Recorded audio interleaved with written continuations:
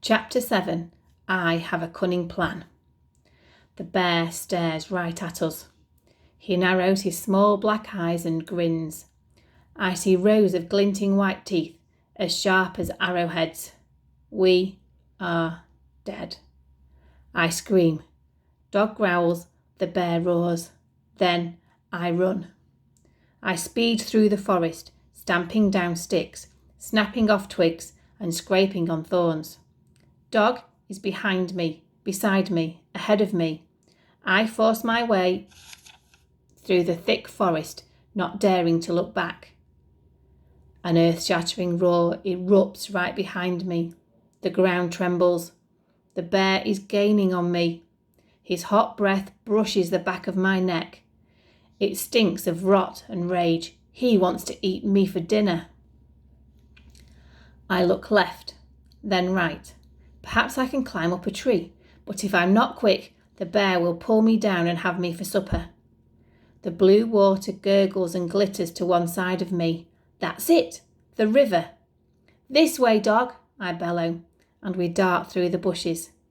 My breath rips in and out of me. My chest thumps harder than ever before. My legs are on fire. My whole body feels like it could explode. The bear's heavy footsteps pound behind us.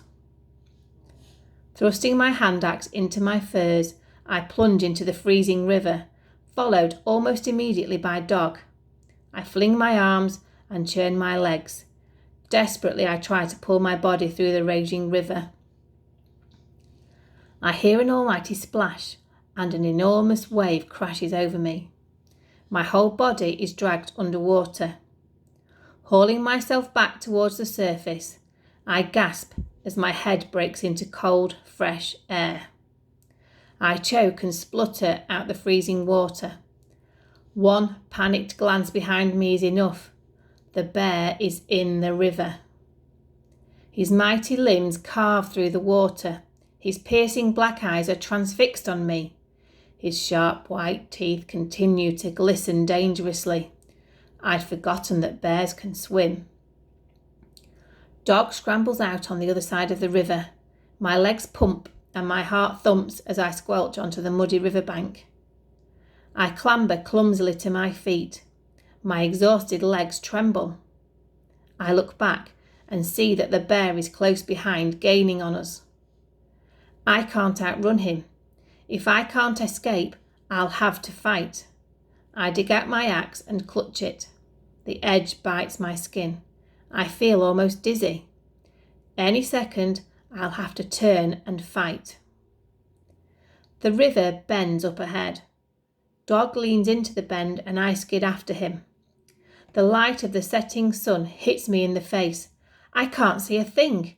I hear the river rush and gush. I shade my eyes with my hand, and that's when I see the waterfall. Just ahead, the Piglet River falls over a ledge onto jagged rocks. The edge is lost in clouds of mist. Water glitters on the rocks, like a spell to lure the unwary. If I fall over that, I'm dead for definite.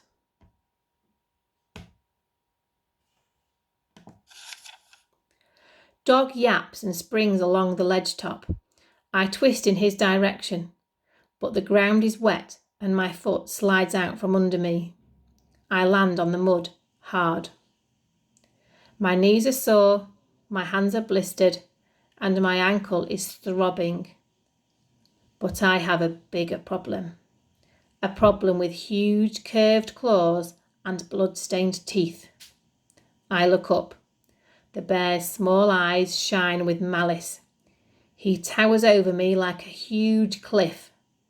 The bear gives a smug shake and his brown fur ripples. He leaps. His jaws hang open and strings of drool dangle from his teeth. Just as his foul breath hits me, I tuck my knees to my chest and roll. The bear misses me by a hair and lands with a squelch. He slides on the wet ground and I spot the look of confusion on his face as his back feet threaten to slip over the rocky ledge. I have a cunning plan. When the elders go hunting, they kill deer by chasing them over cliff edges. Somehow, I have to trick the bear into falling down the waterfall. Dog, I yell, and I do the special hunting whistle. As Dog runs closer, the bear crouches, ready to spring. I stand on the riverbank, knees bent, axe ready. Ready to do what? I'm not quite sure. My tiny, misshapen stone can't hurt a bear. Energy races through my body. The bear leaps. I twist to the side and he misses me by a hair. He turns to glare and growls indignantly. I take a few steps back towards the edge of the waterfall. Cold mist sprinkles onto my skin.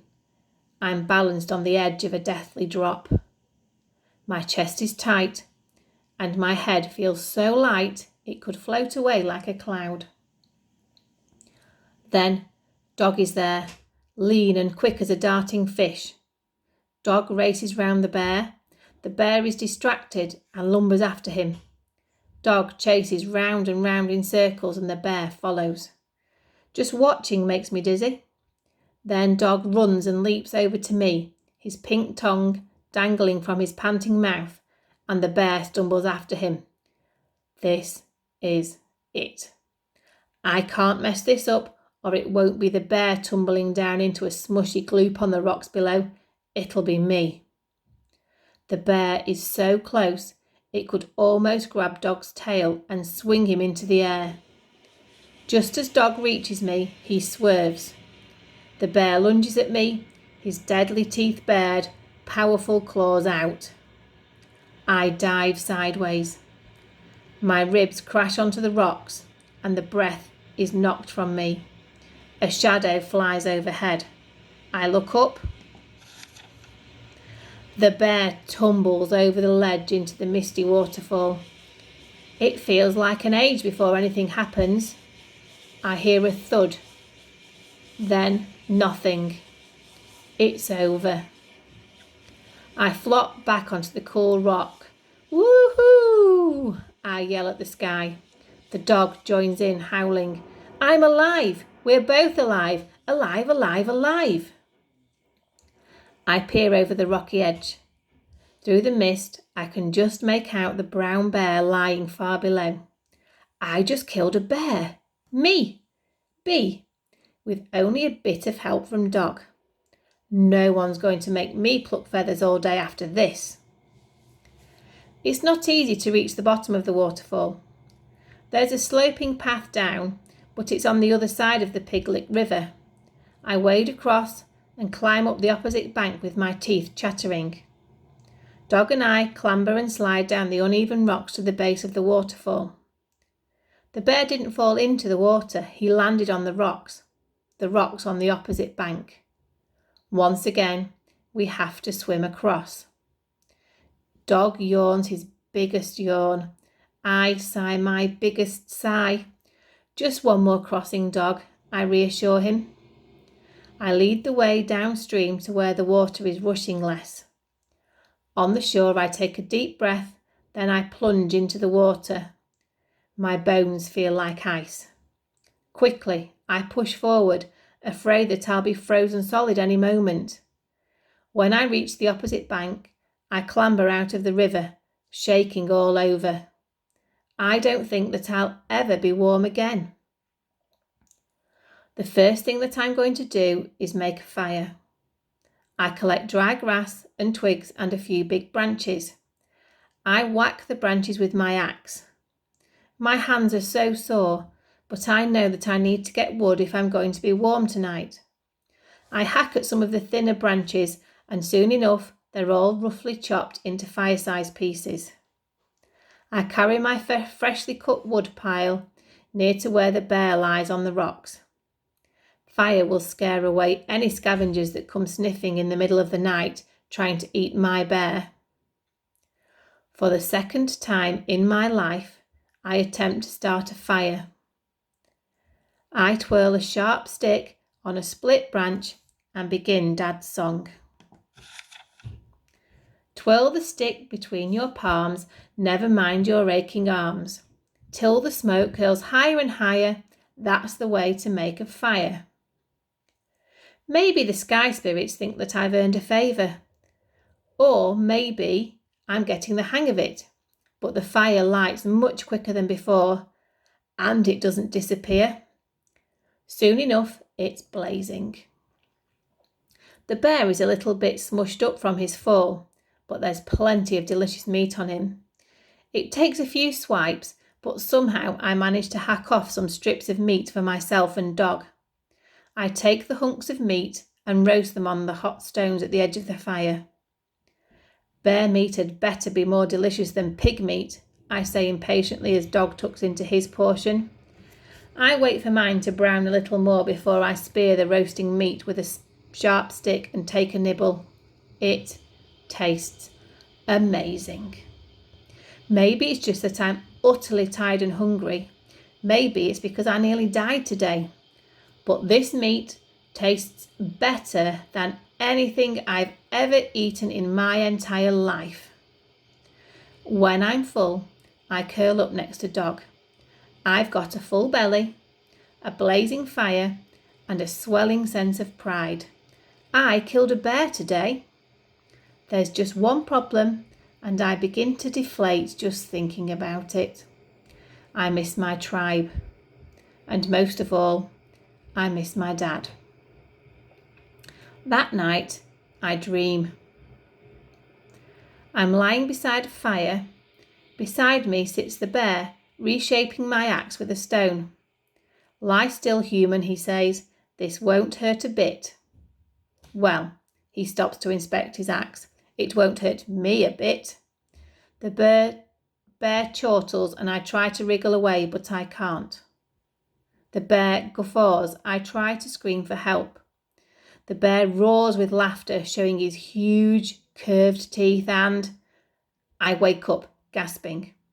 Above me, friendly stars twinkle. Dog snores beside me, and the fire crackles. On the other side of the fire is a lifeless, lumpy shape. The bear can't get me because I got it first. Still, I wish Dad were here just in case. I add another log to the fire, snuggle up to dog, and slip back to sleep. Again I dream, but this time it's totally different. I stride towards the rock of the long sun. The midsummer sun is setting between the pillars. The tribe are waiting for me in their masks and best furs. They stare. They can't stop staring.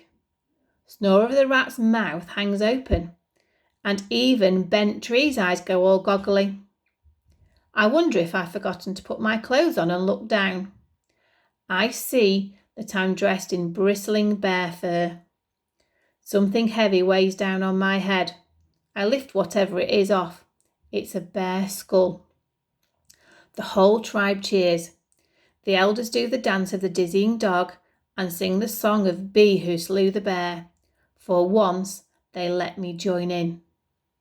I wake up at sunrise with a plan.